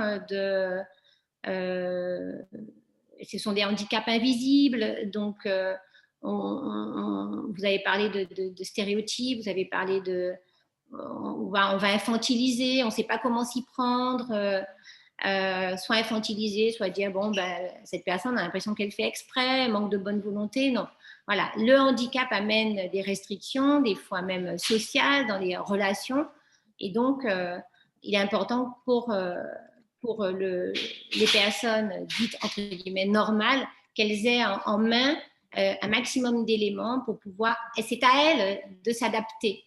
C'est à l'entreprise de s'adapter à la personne en situation de handicap. Donc, plus elle aura des éléments, plus elle pourra mieux s'adapter et mieux accompagner du coup leurs collègues en situation de handicap. Donc voilà, les deux, pour moi, l'intégration, elle reste importante et favorise la réussite, que ce soit en entreprise ou en formation de la personne dans son parcours formatif ou son parcours professionnel. Est-ce qu'il y a d'autres questions? On pourrait aller vraiment beaucoup plus dans les détails. Je pourrais vous donner des exemples, le fait d'avoir des éléments sur la personne, d'avoir des informations. On verrait par exemple que pour acquérir une tâche, on pourrait y aller tâche par tâche. Une fois que la tâche elle est bien maîtrisée, on pourrait passer à une autre tâche, utiliser des outils comme un ordinateur, là, ça en centre de formation, avoir des consignes simples, pas avoir dans une seule consigne plusieurs questions, donc essayer de hiérarchiser ou d'assurer la tâche. D'abord tu fais ça, puis après ça, ou une tâche après l'autre, pour permettre à la personne d'être dans une posture de réussite, d'être dans de la réussite et de se rendre compte qu'elle est capable de travailler, tout simplement. Et donc, on agira spontanément sur son état psychologique, tout simplement. Et donc, cette personne sera motivée à venir tous les jours en entreprise. Et donc, ça nécessite vraiment, véritablement, cette adaptation des consignes, de la clarification, de la reverbalisation. Est-ce que tu as bien compris, sans rentrer dans l'infantilisation. Donc, c'est vrai qu'il y a le trop, le pas assez, et il y a un juste milieu à trouver, ce qui n'est pas forcément évident, mais possible, largement possible. On s'adapte à la personne qu'on a en face. Hein. Donc, on lui fait confiance sur certaines tâches dont on sait qu'il est capable de les réaliser. Et puis, on regarde au loin sans être... ça peut être un peu compliqué pour les personnes qui sont aussi elles-mêmes dans leurs propres tâches, les salariés qui ont aussi leur mission à accomplir. Mais il y a ce tuteur aussi qui est là et qui doit faire lien avec la personne en situation de handicap. D'autres questions? Profitez-en, hein. C'est pas souvent que vous avez un ou une expert sur cette thématique, donc n'hésitez pas. Oui, je vais rajouter quelque chose, que vous ayez vraiment notion de... le fait d'intégrer une personne avec un handicap mental va entraîner des efforts d'adaptation de cette personne pour comprendre, vous voyez, je parlais de consigne. Pour comprendre une consigne, cette personne, elle va faire beaucoup plus d'efforts que les autres. Et encore plus quand la consigne, elle n'est pas adaptée, quand elle n'est pas suffisamment adaptée à la personne. Donc, cette personne, elle va faire des efforts d'adaptation sur les consignes, sur le relationnel, sur l'espace, sur les outils, le lieu de travail, etc. Ce qui va entraîner une grande fatigabilité de cette personne. Elle va compenser, en fait. Elle va essayer de compenser par elle-même son handicap. Surtout si on est sur des troubles mineurs, mais même peu importe. Donc, il faut vraiment avoir cette notion de fatigabilité que ça entraîne derrière chez la personne. Voilà. Donc, en fin de journée, on peut avoir des personnes qui ont vraiment qui sont fatiguées, qui ne peuvent plus rien absorber. Et des efforts, en fait, qu'elle fait, qui sont des efforts invisibles. Du coup, on a un handicap invisible, on a aussi des efforts invisibles de la part de la personne. Ça aussi, je pense que c'est un message que je voulais vraiment faire passer aux entreprises. Et puis, et pas juger tout de suite juste sur l'attitude de la personne et croire qu'elle ne fait rien, ou qu'elle ne fait pas d'efforts pour comprendre. Il y a toujours des efforts à faire, surtout si elle a cette opportunité de pouvoir travailler. On va avoir nos collègues qui vont nous rejoindre. Oui. On a arrêté les sous-groupes. Merci beaucoup, Isabelle. Quoi? On va clarifier un handicap qui est parfois un peu obscur pour... Oui, c'est vrai que le temps est court. Oui. C'est toujours un peu frustrant. Ouais, c'est vrai. Parfait. Bon, en tout cas, la technique a fonctionné. Oui. Soulagement. Nathalie? Oui. Émilie? Oui. Je me suis déconnecté de la salle un peu trop rapidement. Est-ce qu'on peut y retourner? C'est trop tard? Ah oui. Bon, désolé. Désolé. Ça y est, on est revenu dans notre groupe. Super. Parfait. De Cyril, c'est bon. Bonjour, excusez-moi, j'ai été dans un sous-groupe. J'ai une collègue qui était aussi, qui n'arrive pas, qui a été éjectée. Ah, alors peut-être que vous lui conseillez de se reconnecter sur le lien de ce matin. Ok, je vais lui dire. Vous voulez que je vous remets le lien dans la discussion pour le copier? Oui, je vais. Mais je pense qu'elle l'a, c'était le lien de connexion initial. Oui. Plusieurs fois, oui. Je vais lui dire. Parfait. Merci. Madame Boisville, moi également, j'ai été éjectée de mon groupe. Ah, zut. Je vais continuer la passe cognitive. Il vous manquait encore quelques instants? Alors oui, ça m'a affiché un message comme quoi j'allais être éjecter dans 45 secondes. Ah, c'est frustrant. Bon, bah. Est-ce que vous pouvez Vous allez me remettre dans le... Alors, c'est pas possible de se remettre dans le groupe, en fait. On revient tous en présentiel, en fait. D'accord. Non, en plénière. Parce que, hélas, on ne revient pas en présentiel. Ah oui, en présentiel. Ouais, mais moi, j'ai l'impression d'être en présentiel avec vous. C'est tout comme. On est ravis. Voilà. Puis de voir les caméras allumées, c'est sympathique.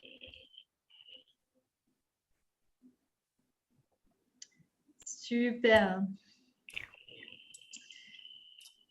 On va relaisser la parole aux experts. Tout à fait. Pendant 3 minutes. Ça va être encore plus frustrant. D'accord, on va essayer d'accélérer alors. Bah, du coup, Charlotte, tu commences? Alors, tu veux est-ce que du coup, nous pouvons terminer l'étude de cas sur ici? Alors, peut-être pas, mais simplement résumer les bonnes pratiques générales ou les informations à retenir. Alors, nous n'avions pas terminé, mais effectivement, les informations à retenir dans cette étude de cas, c'est que lorsque l'on est sollicité de toute urgence, il est important de vérifier, de faire l'état de la situation actuelle, de voir si la personne qui bénéficie de la RQTH a pu avoir un rendez-vous au niveau de la médecine du travail, de se mettre en relation. C'est pour qu'elle passe. C'était handicap cognitif, pardon. Handicap cognitif. Voilà. Donc, de se mettre en relation avec la médecine du travail afin d'éclaircir la situation, de voir quelles sont effectivement les difficultés de l'employé afin de pouvoir mettre en place les bonnes pratiques. Donc, nous avons vu que pour cet employé, il y avait des difficultés au niveau de la prévisibilité, qu'il s'agissait d'un homme en état d'épuisement. Au cours de la discussion, donc l'employé a pu effectivement évoquer sa pathologie, donc qui relève d'une pathologie cognitive, donc un autisme de haut niveau. Alors ensuite, il est important de faire un rapport à la DRH, mais sans jugement, sans réaliser de jugement sur la situation, ne connaissant pas les difficultés réelles, le handicap de l'employé. Voilà. Un dernier conseil, Charlotte. Oui. Un dernier conseil, eh bien, une fois que vous avez les éléments, les clés en main concernant les difficultés de l'employé, il est nécessaire de mettre en place les compensations, de solliciter une passe adaptée, donc une passe cognitive dans ce cas-là, afin que l'expert puisse intervenir sur la situation et mettre en place des médiations, des compensations cognitives, réajuster les missions de l'employé pour que tout puisse rentrer dans l'ordre. Voilà. Moi, je vous prie de m'excuser, Charlotte. Je suis un peu frustrante, mais j'ai la lourde tâche d'être le gardien du temps. Pas de souci, je comprends tout à fait concernant l'organisation. Bon. Par contre, rien n'empêche de mettre votre mail sur le chat de discussion et si les entreprises le souhaitent, pourraient aussi recommuniquer avec vous par mail si les entreprises le souhaitent. Voilà. Tout à fait, je le fais dessus. Super, merci. Peut-être une des deux Sandra sur le handicap auditif? Bonjour, donc c'est vrai que c'est frustrant, hein, les études. Alors, ce qu'on a identifié dans le groupe, donc qui avait une sensibilisation à l'handicap qui avait été faite après l'embauche, hein, une méconnaissance du handicap auditif profond, la différence entre sourd profond et malentendant, donc il y a des personnes qui l'ont noté, que le jeune n'avait peut-être pas non plus été sensibilisé vis-à-vis des freins qu'il aurait identifiés, qu'il puisse peut-être les dire, voilà, donc une sensibilisation du jeune vis-à-vis des freins. Il n'y a pas eu d'anticipation des besoins de la personne et puis en général un manque de sensibilisation ou de formation, que ce soit des équipes, voilà, de l'entreprise et des équipes. Ce qui a été préconisé, ce serait de faire un bilan mi-parcours, voilà, et puis d'une sensibilisation bien sûr des équipes. Et puis, la chose positive, en fait, qu'ils ont identifiée, c'est la mobilisation quand même de la PAS.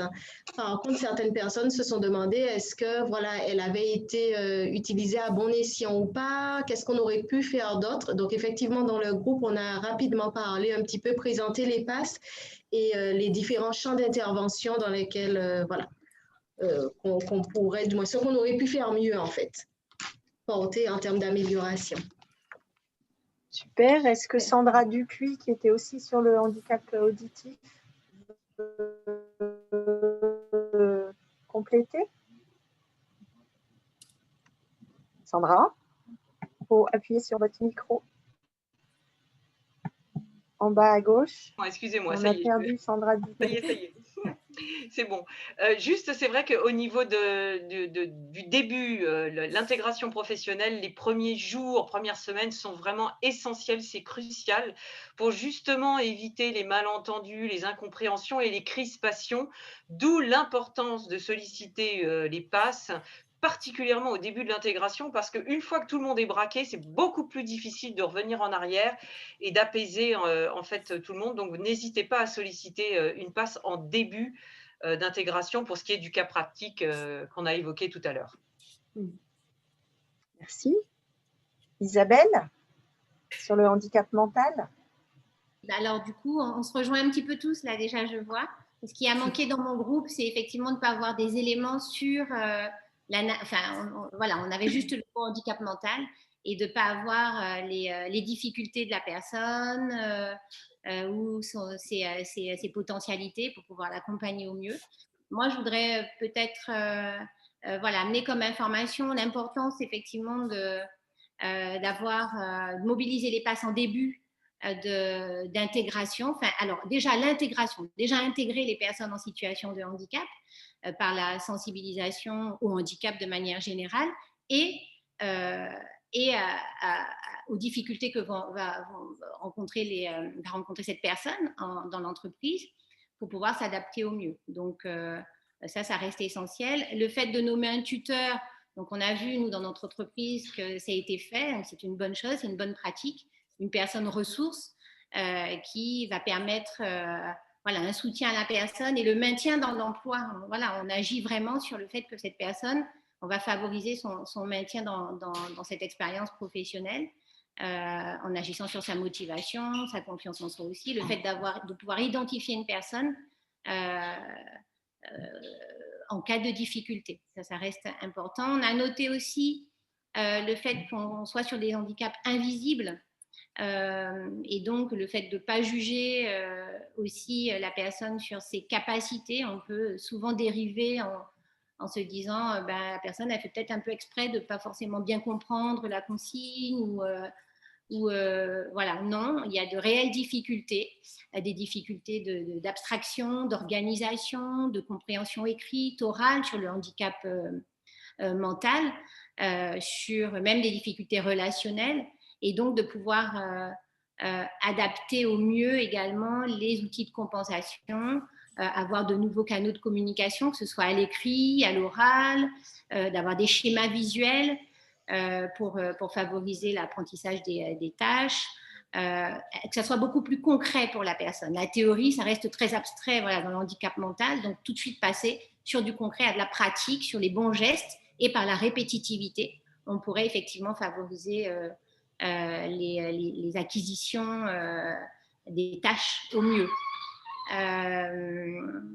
Qu'est-ce qui est important de noter? Oui, il ne faut pas non plus oublier le niveau de fatigabilité des personnes en situation de handicap qui font un effort d'adaptation aux consignes écrites, orales, aux consignes écrites mal adaptées, aux consignes orales mal adaptées aux personnes en situation de handicap.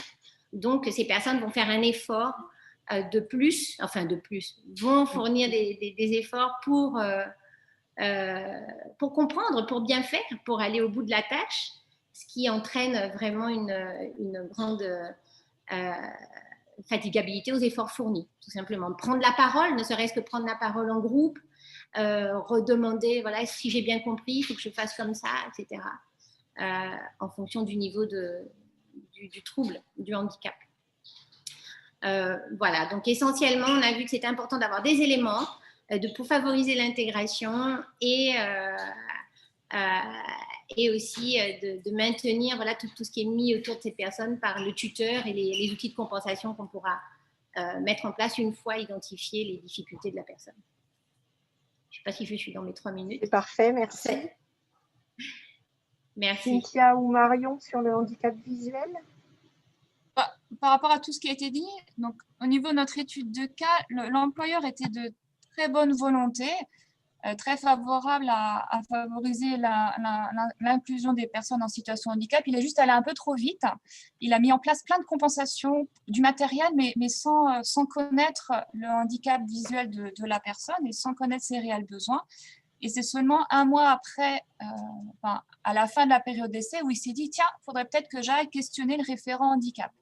Donc voilà, c'est sûrement quelque chose qu'il aurait dû faire dès le départ. Le référent handicap aurait su comment orienter l'employeur. Du coup, on s'est dit peut-être que le référent handicap n'était pas toujours bien identifié au sein de l'entreprise et que ça pouvait être pertinent qu'il soit identifié par tous les salariés. Et voilà, de sorte que même si la personne en situation de handicap ne pense pas à demander de l'aide, mais qu'au moins que les autres salariés, les autres collègues de travail puissent conseiller et orienter le salarié en difficulté vers le référent handicap. Ne pas attendre la fin d'une période d'essai pour que des bonnes adaptations, des bonnes pratiques soient mises en place. Alors qu'il y a tous les outils dans l'entreprise, le référent handicap est présent, l'employeur est de bonne volonté, mais ils n'ont pas fait ça dans l'ordre, tout simplement. Ils ont un petit peu trop attendu et la personne s'est trouvée en grande difficulté pendant 1 mois et elle a failli perdre sa place, alors qu'en soi, le référent handicap aurait été sollicité dès le départ, ça ne serait pas arrivé. Après, dans mon groupe, tout le monde a bien identifié les bonnes pratiques et les mauvaises pratiques. Donc, c'est ça, un employeur qui est favorable, qui fait de son mieux, mais une PAS qui n'a pas été sollicitée au départ, un référent handicap qui n'a pas été sollicité au départ, alors que c'est ce qui aurait dû être fait. Merci. Est-ce que Cynthia, vous voulez ajouter des éléments? Alors, pas ajouter, mais en fait, conforter un petit peu pour dire qu'il est vrai pour le cas qu'on a eu, on a oublié, comme je dis, le pré-maillon qui est la mobilité de cette personne de son domicile jusqu'au travail. Ça, il ne faut pas qu'on l'oublie. Pour redire un peu comme tout le monde, il est préférable que le PAS soit mobilisé dès le départ. Comme ça, on allait voir sur l'aménagement des lieux, le déplacement de cette personne dans l'entreprise, vous voyez, le matériel spécifique, parce que chaque matériel est pour une personne. Même si je suis déficiente visuelle, s'il y a un autre déficient visuel, il n'est pas obligatoire qu'il utilise le même produit que moi. Donc, pour cela, c'est unique. Et aussi, savoir s'il utilise, le technicien du PAS est là, pas du PAS, mais de la plateforme de prêt, est aussi là que tu vas aménager ce poste de travail pour lui montrer comment utiliser ce matériel. Et très important, ne jamais oublier qu'une personne déficiente visuelle, quand on veut s'adresser à elle, il faut toujours la citer par son nom. Parce que si autour, il y a plein de monde, si on dit monsieur, madame, sans citer Cynthia, sans citer Cyril, ben on aura du mal à savoir qu'on parle à nous. Autre chose, il faut tout verbaliser. C'est-à-dire qu'une quelconque difficulté qu'il y aurait dans l'entreprise et que le déficient visuel ne sait pas, mais il entend qu'il y a un va-et-vient, il faut vite le rassurer en lui disant non, il y a des ouvriers aujourd'hui qui doivent intervenir à tel endroit. Parce que toute sorte de bruit peut être interprété comme il faut faire vite et se sauver. D'accord? Donc sinon, tout le monde avait bien compris un petit peu comment il fallait faire, mais on a bien vu ce qui a manqué, c'est le PAS au départ. Très bien, ben, merci beaucoup. Merci. Il reste. Alors, Philippe, peut-être handicap moteur. Très bien. C'est à moi? Allez. Eh ben oui. Bien, ben, dans notre exemple, dans notre cas en entreprise, il y a eu assez peu de réactions, mais je pense qu'elles ont balayé tous les points qui étaient importants. Alors, il y a quelques points positifs, mais il y a quand même surtout des points négatifs. Alors, ce qu'on pourrait dire qui a été positif dans cette étude, dans cette situation, c'est qu'il y a eu un dialogue, une tentative d'aménagement, c'est-à-dire qu'on a essayé de faire au mieux pour que la personne soit bien compte tenu de ses problématiques. Voilà. Après, sur les aspects négatifs, alors ce qui a été évoqué, c'est l'absence. On ne parle pas suffisamment du médecin du travail, qui est quand même un pilier dans quelles que soient les prescriptions la plus spécifiques. Je pense que le médecin du travail est un interlocuteur vraiment incontournable et privilégié au niveau des passes, hein, dont la passe motrice. Alors, sur cet aspect-là, il aurait été important, par exemple, de le citer. Il aura une visite, la personne aura certainement une visite de pré-reprise qui déterminera son aptitude, est-ce qu'il y aura des aménagements à mettre en place, etc. Ce n'est pas vraiment cité. Et puis à la fin également, lorsqu'on signale que peut-être que Madame Z ne pourra pas garder son poste, seul le médecin du travail peut effectivement se prononcer sur cette aptitude et sur la nécessité d'un reclassement sur un poste de travail. Ce qui a été dit également, c'est que c'est l'absence de conseils, que ce soit un expert, entre guillemets, ça peut être l'IPRP de la médecine du travail, ça peut être le médecin du travail lui-même dans le cadre de son tiers-temps, c'est plutôt rare, mais ça peut arriver. Ce qui fait que il y a eu des aménagements qui sont peut-être pas forcément, qui sont pas forcément parfaits. Donc, si on veut élargir, il faut que, en résumé, hein, il faut que le médecin du travail soit très présent lorsqu'il y a une problématique de ce type en entreprise. Il faut qu'il y ait un dialogue aussi au niveau de l'entreprise, avec le référent handicap, par exemple. Alors, toujours dans le cadre du secret médical, parce que ça a été signalé, la personne peut dire ce qu'elle veut, mais on ne peut rien lui demander de ce qui est d'ordre déficience, pathologie, etc.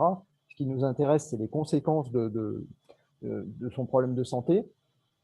Alors, qu'est-ce qu'on a vu encore? C'est la nécessité, quelqu'un a parlé, avait remarqué qu'il y avait un problème d'étagère aussi. Donc, effectivement, c'est la nécessité de prendre la situation dans son ensemble. Hein, il n'y a pas que le poste de travail, il faut prendre la situation dans son ensemble. Et j'en ai un petit peu parlé, c'est-à-dire qu'il faut aussi regarder comment la personne travaille, c'est-à-dire que même avec un matériel aménagé, adapté, tous les jours, je vois des super sièges qui sont utilisés comme si vous achetiez un rocking chair et que vous louez sur votre terrasse, quoi. En gros, c'est ça. Et puis, alors ce qu'on a vu également, c'était le côté relation sociale.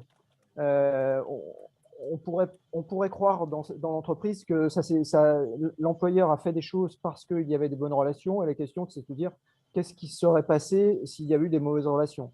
Alors, je témoigne sur ce point. C'est vraiment très facile d'intervenir dans une entreprise où il y a de très bonnes relations. À la limite, l'employeur ferait n'importe quoi parce qu'il souhaite garder la personne, elle lui est indispensable, etc. Et ça peut être très, très difficile d'intervenir dans une entreprise où il y a de mauvaises relations parce que l'employeur peut, dans certaines situations, n'être prêt à rien pour garder la personne, quoi. Donc, l'aspect climat social est important, en sachant, après la petite parenthèse que je viens de faire, qu'il y a une obligation d'aménager, de suivre les recommandations du médecin du travail, quelles que soient les relations. Mais effectivement, c'est quand même beaucoup plus facile quand elles sont bonnes. Merci. Voilà. Je vous en prie. Merci. Du coup, il ne reste plus que Béatrice Bonté et Charlet Rouvel sur le handicap psychique. Pardon. Donc, les participants étaient tous d'accord, en fait, hein, pour reconnaître qu'il y avait un ton inadapté, un ton assez trop direct, en fait, envers le salarié handicapé. Et je rajouterais aussi pour ce cas qu'il y a des choses qui n'ont pas… il n'y a pas eu de bonne intégration, en fait. Il n'y a pas eu de sensibilisation au départ par l'employeur sur le handicap de manière générale, le handicap rencontré par cette personne. Donc, il n'y a pas eu une adaptation des conditions de travail au handicap, aux difficultés de la personne. Par exemple, quand il s'agit de lui faire des reproches à propos de matériel qui n'était pas ramené, donc il est dit que cette personne rencontre des problèmes de mémorisation. Et donc, il est utile d'adopter des outils, des outils ou stratégies de compensation, hein, des supports visuels, par exemple, des supports colorés, des codes couleurs, comme on a tendance à le faire, pour aider cette personne à devenir plus autonome, en tout cas, lui faciliter la tâche. Autre chose que nous avons vu, voilà, donc je parlais il a été, dans l'étude de cas, il a été dit effectivement l'information apportée aux collègues, donc ça a été vu effectivement que c'était une bonne démarche initiée par ce RH, mais il s'agit de faire cette démarche. C'est vrai que c'est une bonne démarche, mais il s'agit de la faire en amont, de préférence en amont avant la prise de poste ou au moment de l'intégration dans l'entreprise, avec l'appui de la PAS.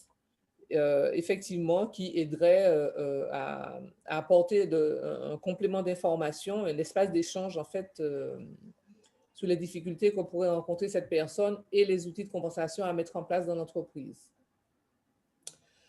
Ensuite, il y a eu un temps d'échange aussi sur des difficultés rencontrées face à des personnes qui souffrent de schizophrénie et savoir comment l'annoncer aux salariés, enfin aux autres salariés de l'entreprise, puisque quand on entend parler de schizophrénie, comme disait une des participantes, les salariés, en fait, les salariés ont peur parce qu'il y a des préjugés autour de cette notion de schizophrénie.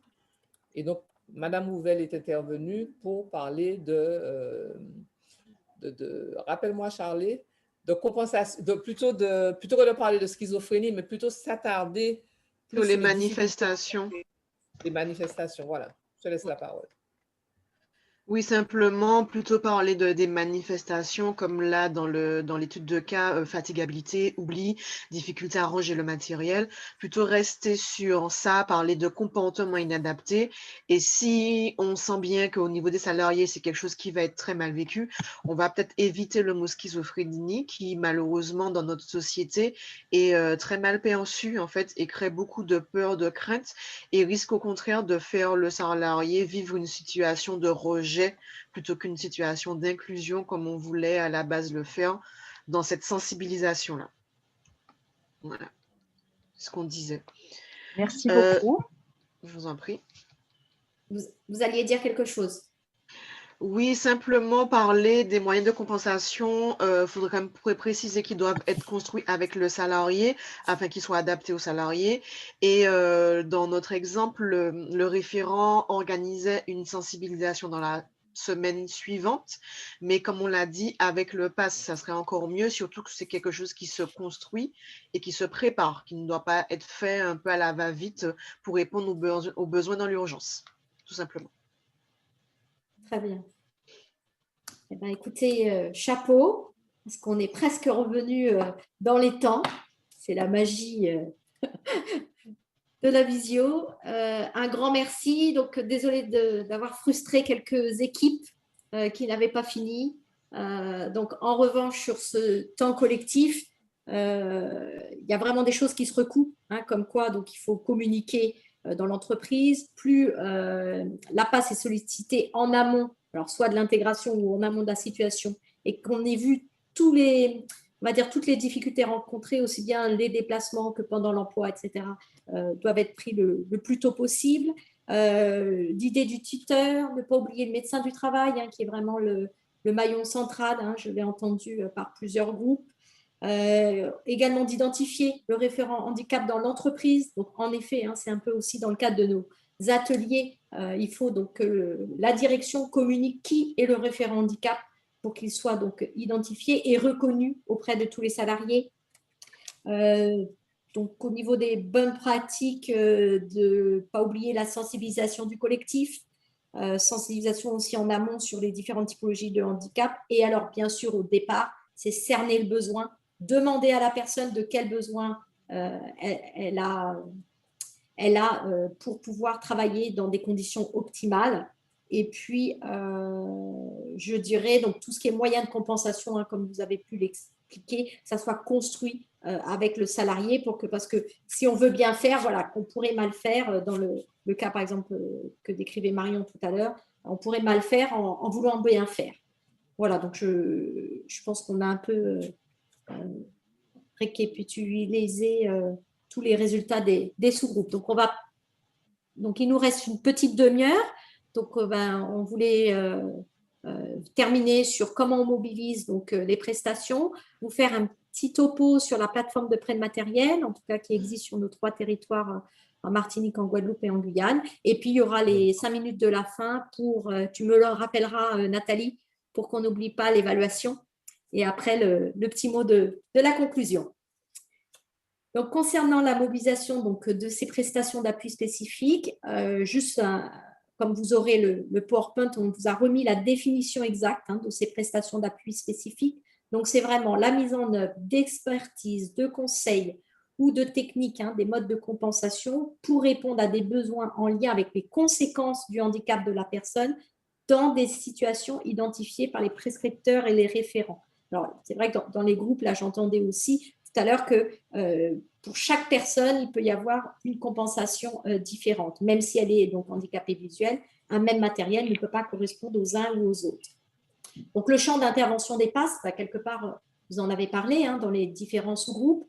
Ça peut être du prédiagnostic, du bilan complémentaire, l'évaluation des capacités de la personne, l'identification des moyens de compensation, la mise en œuvre des moyens de compensation pour les salariés. Ça peut être aussi à l'appui à l'élaboration du projet professionnel, à l'intégration également dans l'emploi. Ça peut être aussi donc, tout ce qui est sensibilisation, tu peux passer Nathalie, sensibilisation du collectif et puis bien sûr l'accompagnement du bénéficiaire, de l'employeur ou de l'organisme de formation, par exemple pour une formation de salariés dans l'entreprise. Alors, c'est vrai que j'ai vu plusieurs questions dans le chat par rapport aux prescripteurs. Donc, on peut mobiliser cette prestation d'appui spécifique avec les prescripteurs de droit commun, donc, qui sont donc Pôle emploi, Cap emploi, les missions locales. Et puis, selon les marchés qui ont été passés dans les différentes régions, il y a eu un élargissement de certains prescripteurs pour qu'on puisse mobiliser, on va dire, plus facilement ces prestations. Donc, en tout cas, en Antilles-Guyane, on peut avoir maintenant les médecins du travail, donc tous les services de santé au travail qui peuvent prescrire la PASS. Il peut y avoir donc les services de la sécurité sociale, donc la CGSS, notamment au titre de la cellule de la PDP, donc prévention de la désinsertion professionnelle. Ça peut être aussi les assistantes sociales de la CGSS, les assistantes sociales par exemple d'un CHU ou par exemple d'un grand groupe comme la Poste où ils peuvent avoir en interne des assistantes sociales au sein de leur établissement. Donc, et bien sûr, la GFIP et le FIP sont prescripteurs, on va dire aussi, de ces prestations. Donc, comment on mobilise cette prestation? Donc, il y a une prescription qui est établie, un diagnostic alors est fait par le prestataire expert, il y a la réalisation de la prestation et surtout, ce qui est important, c'est cette restitution qui est faite à l'ensemble des parties, avec bien sûr un accord du salarié, etc. Et puis, par la suite, quand un prescripteur est de droit commun, il y a la poursuite du parcours de l'accompagnateur du droit commun pour mettre en œuvre, bien sûr, tous les moyens de compensation. Donc, je ne sais pas si, on va peut-être prendre juste quelques minutes s'il y a d'autres questions dans le chat, peut-être Henri ou Émeric, si vous avez décelé des questions pour finaliser sur les prestations d'appui spécifiques. Pas de nouvelles questions, tu as répondu à la dernière. Eh bien, parfait. Parfait. On est bon. Donc, concernant les plateformes de prêt de matériel, donc, il nous a semblé important de vous en parler, sachant qu'en plus, on est fiers dans nos régions domiennes, puisqu'on a 3 plateformes. Donc, une depuis 2015 sur la Guadeloupe, depuis 2018 sur la Guyane, et puis tout récemment, décembre 2020, sur la Martinique. Donc, ce sont des plateformes de conseil, d'essai et de prêt de matériel qui permettent donc aux personnes en situation de handicap et bien sûr aux professionnels qui les accompagnent d'avoir vraiment un accès rapide à des moyens techniques de compensation. Donc, forcément, c'est un prêt, donc c'est de manière ponctuelle. Donc, les durées, elles peuvent varier selon les plateformes, mais on va dire en règle générale, c'est à peu près 3 mois pour le privé et 4 mois dans le public, pour qu'on ait le temps, bien sûr, après d'acquérir le matériel. Et c'est vraiment pour lever donc, les freins liés au handicap tout au long du parcours de la personne. Alors, bien sûr, par rapport au sujet du jour, c'est vraiment plus pour les salariés, dans le cadre de leur intégration, dans le cadre aussi de leur maintien dans l'emploi, s'il y avait une situation ou un risque d'inaptitude, mais aussi tout au long de son employabilité. Ça peut être dans le cadre aussi, par exemple, de la GPEC, dans le cadre de la gestion prévisionnelle de l'emploi et des compétences, dans le cas d'un changement de poste, par exemple, qui nécessiterait un aménagement particulier. On pourrait solliciter cette plateforme de prêt si nécessaire. Donc, l'objectif, c'est vraiment de tester, de valider. Alors, c'est sûr qu'on ne peut pas avoir, on va dire, pléthore de matériel. Donc, comme on a dit tout à l'heure, qu'à chaque personne, un matériel est dédié, mais on va dire qu'il y a des familles de matériel qui peuvent être testées. Et après, en tout cas, pour l'acquisition, il y aura vraiment un matériel complètement adapté à la personne. Et l'objectif, bien sûr, c'est avant l'achat définitif. Et puis, c'est aussi apporter une réponse complémentaire aux prestations d'appui spécifiques que nous avons pu voir juste précédemment. Quelques réactions, Émilie, quelques questions. Alors, une question demandant si c'est uniquement aux Antilles-Guyane ou s'il y a des plateformes de prêt de matériel en métropole. Alors, bonne question, je vous remercie de me l'avoir posée. Alors, en effet, il existe d'autres plateformes, mais il n'y en a que quelques-unes. Alors, je sais qu'en Aquitaine, il y en a une. En tout cas, il y a on va dire une étude qui est en cours actuellement donc, entre l'AGFIP et le FIP. Et un consultant qui fait donc une enquête sur toutes les plateformes qui sont ouvertes actuellement en métropole et dans les DOM. Et il est prévu que d'ici, alors je pense peut-être fin 2021, ça va être peut-être un peu juste, mais que pour 2022, en tout cas, il y ait vraiment un nouveau modèle économique qui soit proposé pour l'ensemble des régions et qui ait une plateforme, en tout cas, en 2022 pour l'ensemble des régions. Donc, le plus simple étant de se rapprocher de sa délégation pour avoir le maximum d'informations. Autre question, qui finance la PASS? Alors, au niveau des prestations d'appui spécifiques, quand elles sont dans le privé, c'est la GFIP. Quand elles sont dans le public, c'est le FIP. Et les plateformes de prêt, en tout cas pour les Antilles-Guyane, elles sont cofinancées par la GFIP et le FIP. Et puis, par contre, quand les plateformes sont portées par des structures qui ont par exemple, soit comme des CRICAT ou des centres de ressources, je parle notamment de la page ou même au niveau de Datama, la nouvelle plateforme, il peut y avoir d'autres cofinanceurs qui peuvent être l'ARS par exemple, ça peut être l'État, ça pourrait être les collectivités par exemple territoriales, soit de Martinique ou en Guyane, etc. Et une dernière question, encore une autre. Alors, c'est bien, nous avons des questions. Alors, comment accéder à ces plateformes de prêt? Alors, par rapport à la prescription, peut-être préciser la question. Alors, si c'est comment accéder, c'est-à-dire comment faire en sorte qu'une personne puisse avoir un prêt, si je comprends, dans ce cas-là, l'employeur pourrait éventuellement faire une demande en direct auprès de sa délégation, si bien sûr il y a une plateforme. Mais après, c'est les mêmes prescripteurs que les PASS. Donc, dans le droit commun, Pôle emploi, Cap emploi, mission locale, AGFIP, FIP. Et puis, il y a bien une ouverture, en tout cas en Antilles-Guyane, pour tout ce qui est services de santé au travail, sécurité sociale et les assistantes sociales également. Et dans le public, ça peut être aussi des centres de gestion, etc. Oui. Une autre question, plutôt sur le secteur de la formation. Une PASS peut-elle être demandée par un OF? Alors, l'OF n'est pas prescripteur de la PASS.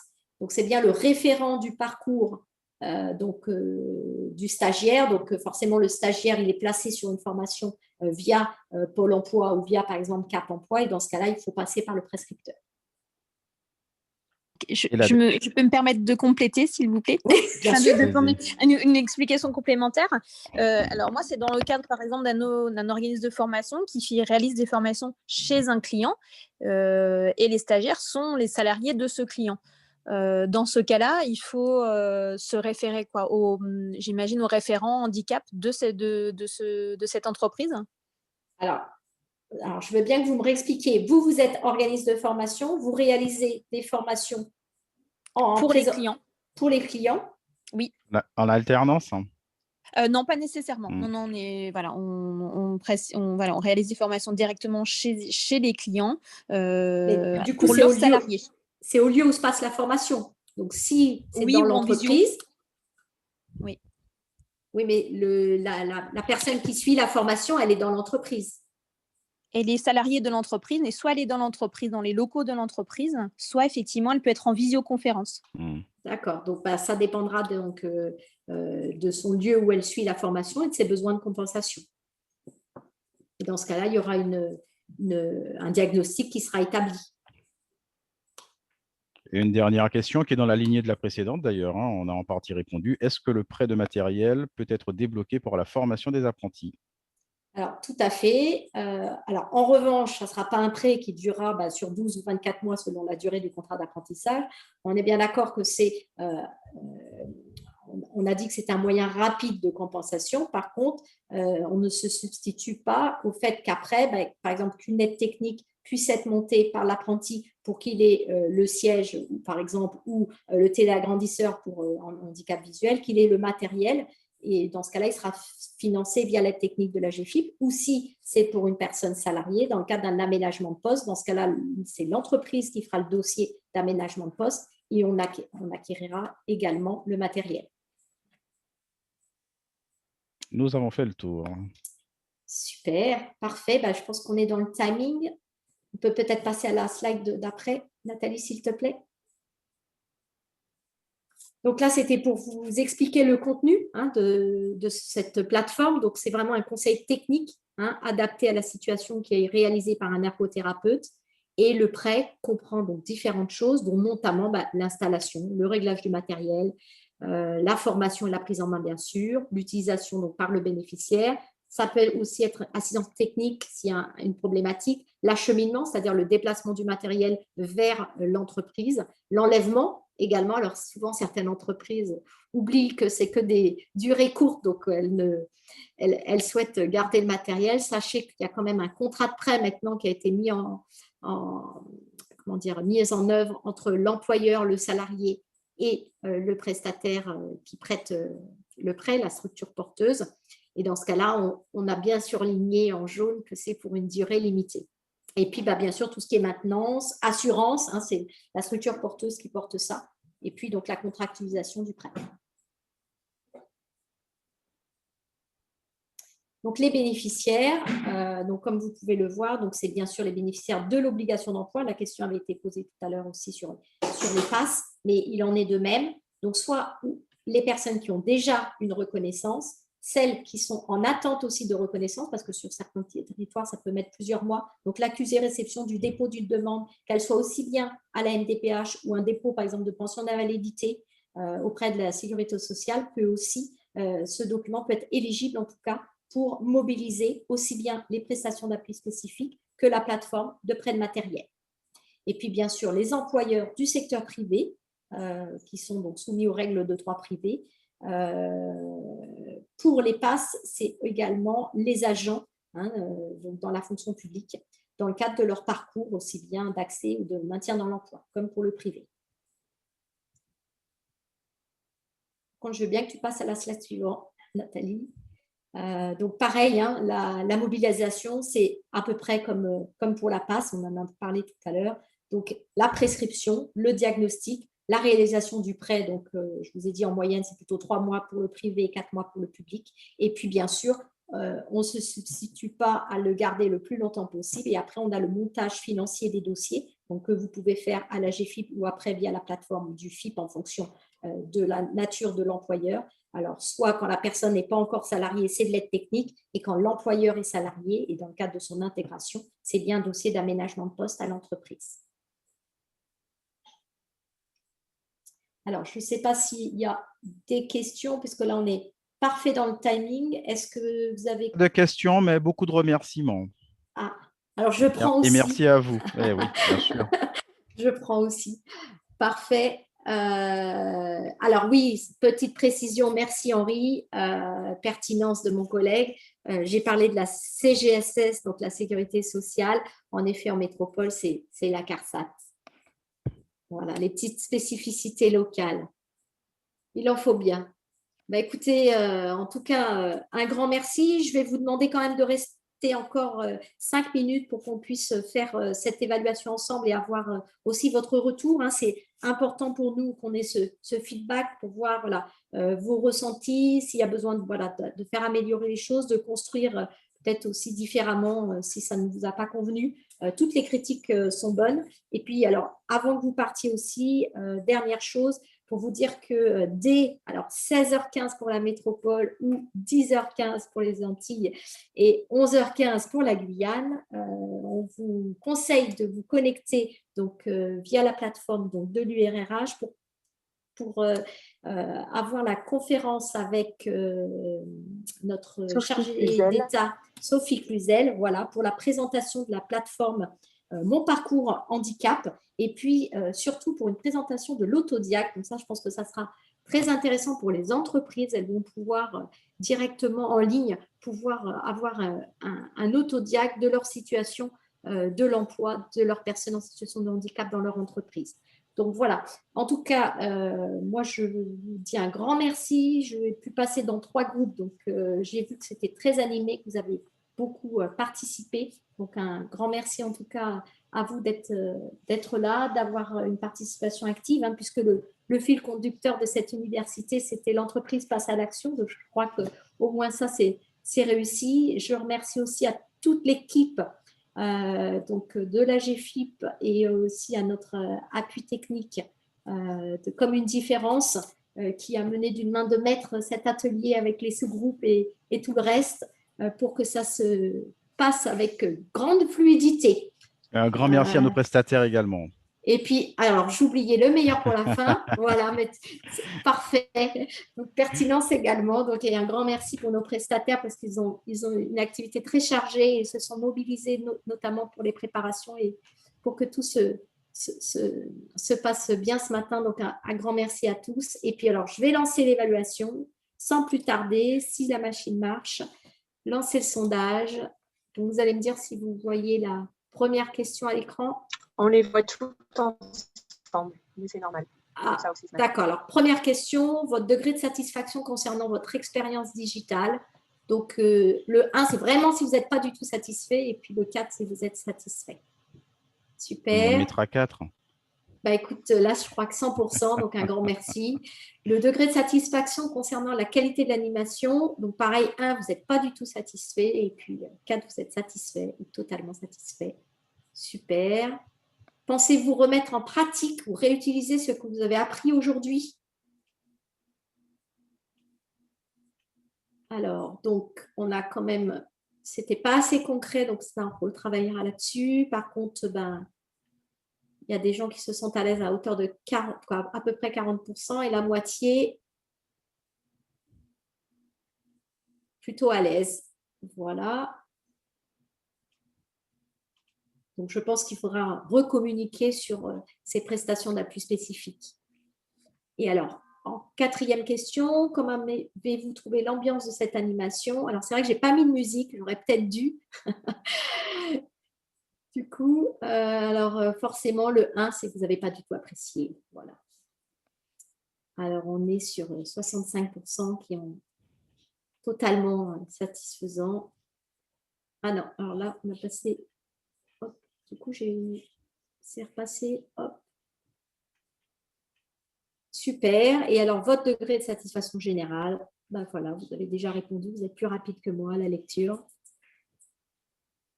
Donc, très bien. Ben, écoutez, un grand merci à tous. Je crois que tout le monde a dû répondre. Je vais mettre fin au sondage.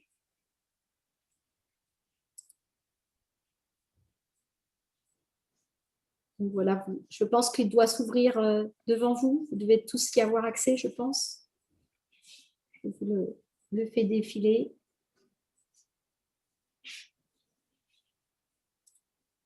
Dites-moi si vous le voyez, le sondage. Très bien. Oui, on le voit. Super. Oui, parfait. on le voit. Merci, c'est gentil de votre retour.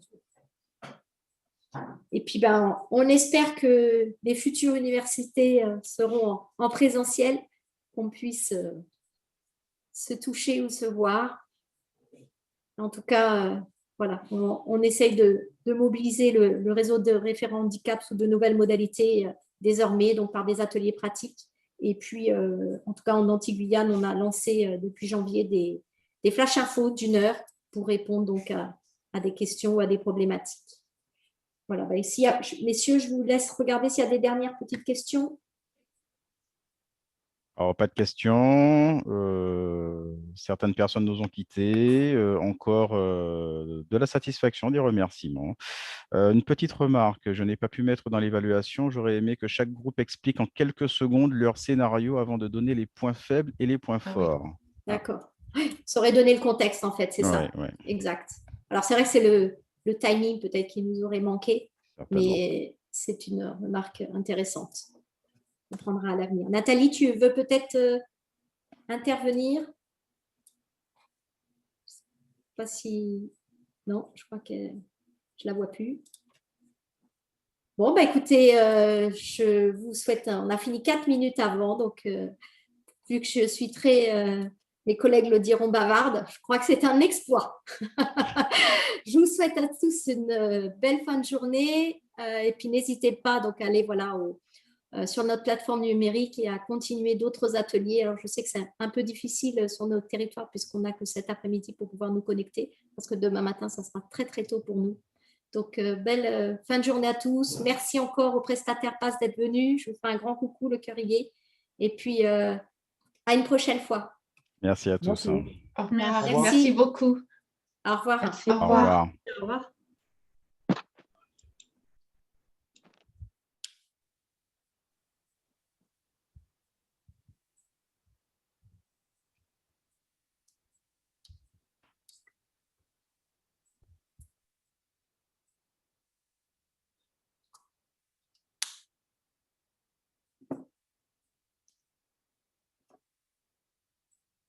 Vous avez encore quelques entreprises connectées.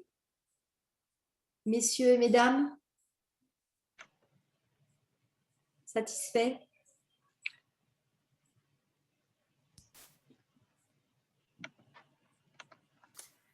Oui.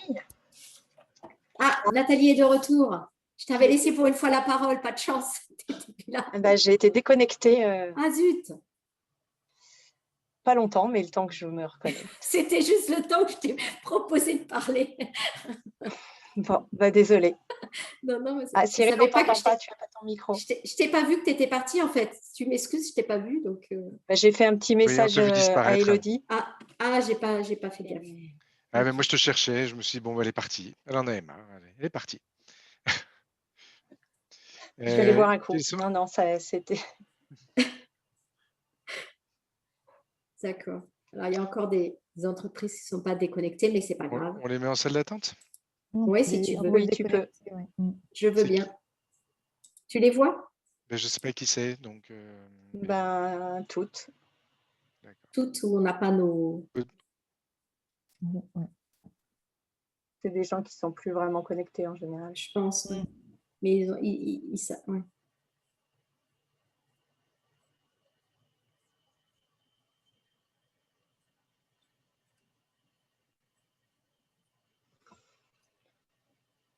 Tu as noté au total le nombre d'entreprises. J'avais vu tu as vu passer combien? 81 à un moment donné? Je ne sais pas si Nathalie... Je crois que tu peux fermer l'enregistrement, Émilie. L'enregistrement. C'est bon, j'arrête. Ouais. Merci.